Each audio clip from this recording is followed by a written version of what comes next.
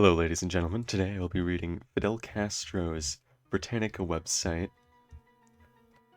And every time that the United States does something cringy, I'm going to change the background game for you. So let's take an educational adventure on learning about the political leader of Cuba, known as Fidel Castro. Fidel Castro, in full, Fidel Alejandro Castro Ruz, born August 13th, 1926, near Biran, Cuba, died November 25th, 2016, in Cuba. Political leader of Cuba from 1959 to 2008, who transformed his country into the first communist state in the Western Hemisphere. Castro became a symbol of communist revolution in Latin America. He held the title of premier until 1976 and then began a long tenure as president of the Council of State and the Council of Ministers. He handed over provisional power in July 2006 because of health problems and formally relinquished the presidency in February 2008. Castro was born in southeastern Cuba. His father, Ángel Castro y Argiz, moving on, an immigrant from Spain, was a fairly prosperous sugarcane farmer in a locality that had long been dominated by estates in the US-owned United Fruit Company. While married to his wife, Ángel Castro began an affair with one of his servants, Lina Ruz Gonzalez, whom he later also married. Together they had 7 children. Fidel was one of them, and Raúl, who later became his brother's chief assistant in Cuban affairs, was another. Fidel Castro attended Roman Catholic boarding schools in Santiago de Cuba, and then the Catholic high school Vieja in Havana, where he proved an outstanding athlete. In 1945, he entered the School of Law in the University of Havana, where organized violent gangs sought to advance a mixture of romantic goals, political aims, and personal careers. Castro's main activity at the university was politics, and in 1947 he joined an abortive attempt by Dominican exiles and Cubans to invade the Dominican Republic and overthrow General Rafael Trujillo. He then took part in urban riots that broke out in Bogota, Colombia, in April 1948. After his graduation in 1950, Castro began to practice law and became a member of the reformist Cuban People's Party called Ortodoxos. He became their candidate for a seat in the House of Representatives from a Havana district in the elections scheduled for June 1952. In March of that year, however, the former Cuban president, General Fulgencio Batista, overthrew the government of President Carlos Pio Socaras and canceled the elections. After illegal means failed to dislodge Batista's new dictatorship, Castro began to organize a rebel force for the task in 1953. On July 26, 1953, he led about 160 men in a suicidal attack on the Moncada military barracks in Santiago de Cuba in hopes of sparking a popular uprising. Most of the men were killed, and Castro himself was arrested. After a trial in which he conducted an impassioned defense, he was sentenced by the government to 15 years imprisonment. He and his brother Raúl were released on a political amnesty in 1955. And they went to Mexico to continue their campaign against the Batista regime.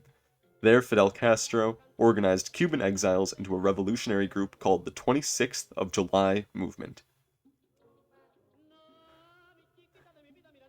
In case you didn't catch there, he was sentenced to jail for 15 years, and he only went for 2. I think that is of importance, so I'm bringing mention to it.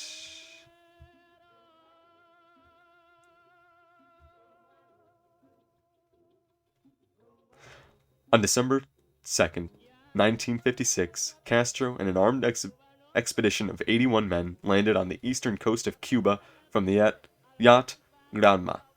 All of them were killed or captured except Fidel and Raúl Castro, Ernesto Che Guevara, and 9 others who retreated into the Sierra Maestra to wage guerrilla warfare against the Batista forces. With help of growing numbers and revolutionary volunteers throughout the island, Fidel Castro's forces won a string of victories over the Batista government's demoralized and poorly led armed forces. Castro's propaganda efforts proved particularly effective, and as internal political support waned and military defeats multiplied, Batista fled the country on January 1st, 1959. Castro's force of 800 guerrillas had defeated the Cuban government's 30,000-man professional army. As the undisputed revolutionary leader, Castro became commander-in-chief of the United Forces in Cuba's new provisional government, which had Manuel Urrutia, a modern liberal, as its president. In February 1959, Castro became premier and thus head of the government. By the time Urrutia was forced to resign in July 1959, Castro had taken effective political power into his own hands. Castro had come to power with the support of most Cuban city dwellers on the basis of his promises to restore the 1940 Constitution, create an honest administration, reinstate full civil and political liberties, and undertake moderate reforms. But once established as Cuba's leader, he began to pursue more radical policies. Cuba's private commerce and industry were nationalized, sweeping land reforms were instituted, and American businesses and agriculture estates were expropriated. The United States was alienated by these policies and offended by Castro's fiery new anti-American rhetoric. His trade agreement with the Soviet Union in February 1960 further deepened America's distrust. In 1960, most economic ties between Cuba and the United States were severed, and the United States broke diplomatic relations with the island in January 1961. In April of that year, the U.S. government secretly equipped thousands of Cuban exiles to overthrow Castro's government. Their landing at the Bay of Pigs in April 1961, however, was crushed by Castro's armed forces.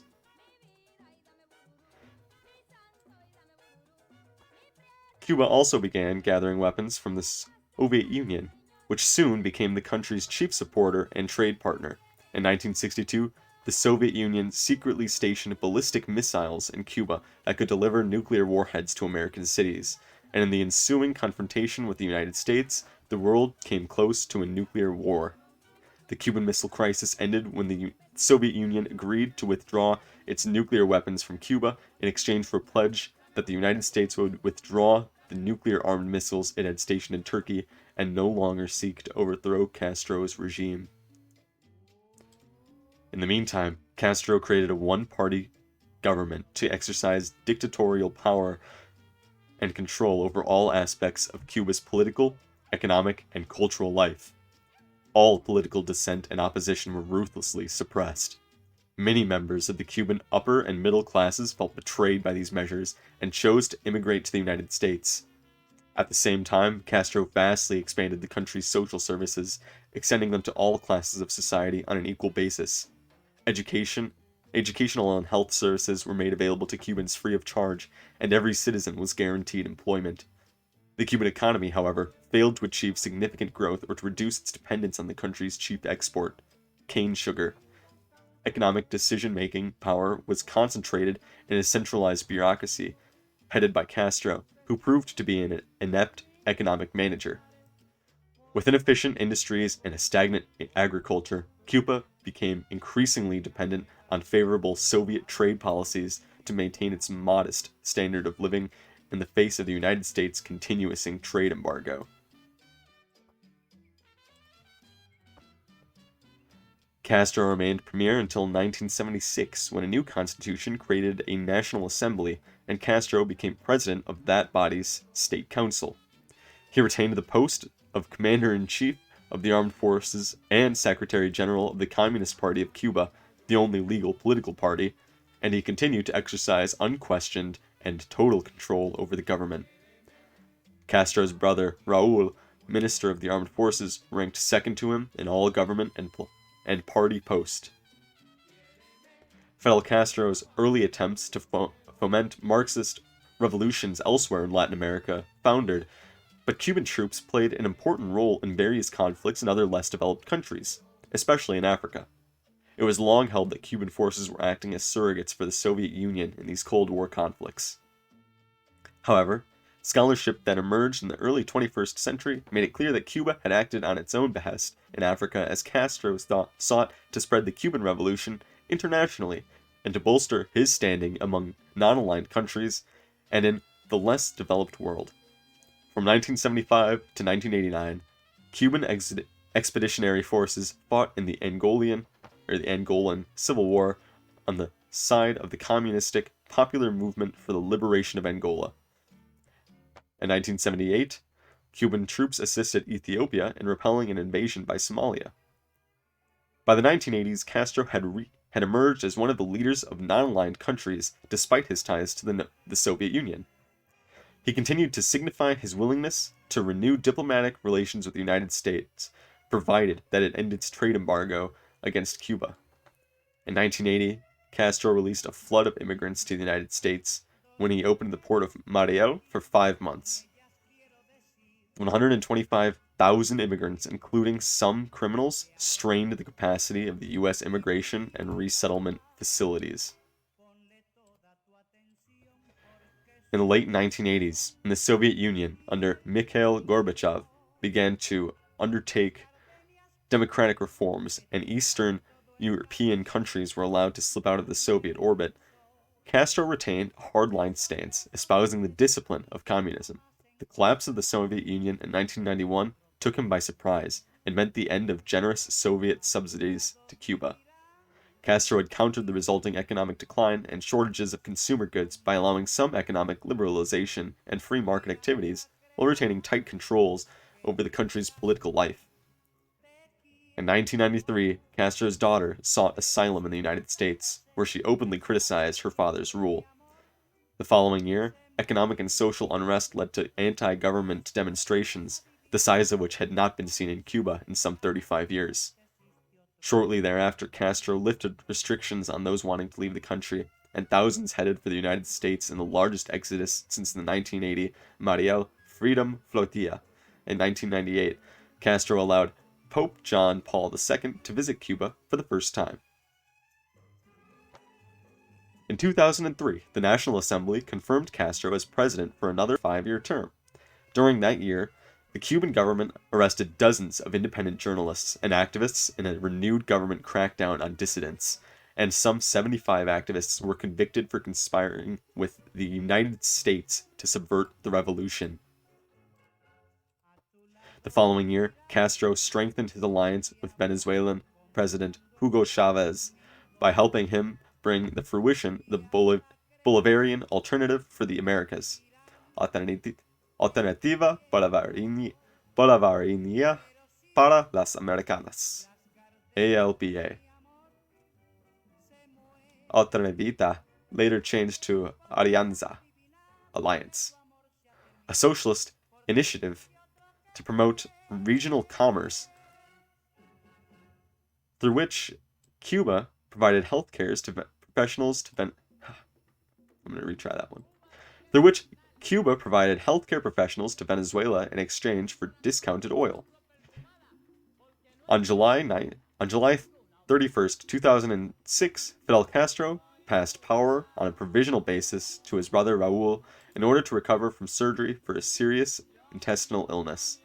It was the first time since the 1959 revolution that he ceded control. In February 2008, just days before the National Assembly was to vote for the country's leader, Fidel Castro, who had not appeared in public for 19 months, officially declared he would not accept another term as president. His announcement that he was stepping down was made through a letter that he was addressed to the country and posted on the website of the official Communist Party newspaper, Granma. In part it read, "I do not bid you farewell. My only wish is to fight as a soldier of ideas." In the succeeding months, official photos were released of Fidel Castro in private meetings, and in July 2010, he made a public visit to the National Center for Scientific Research in Havana.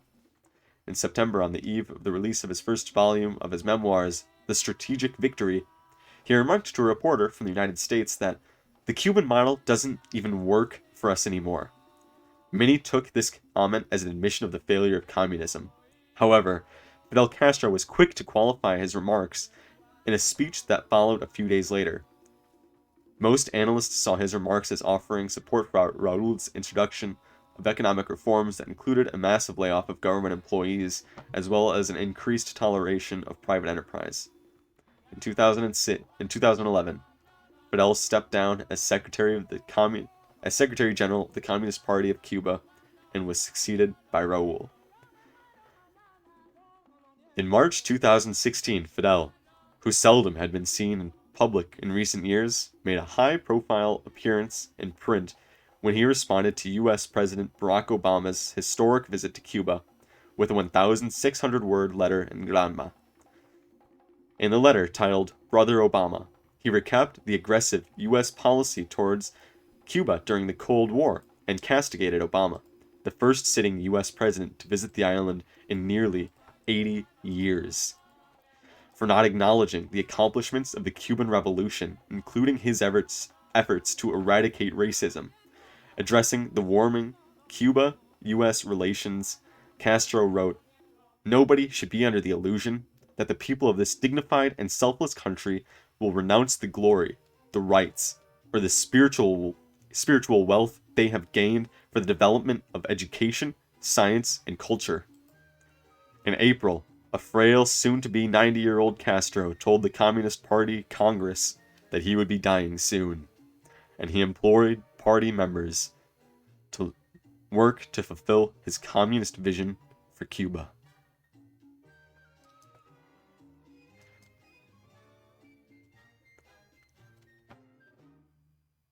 I thank you for listening to this, and I hope that you had a wonderful time and learned something. Thank you for watching, and I will see you next time. Goodbye.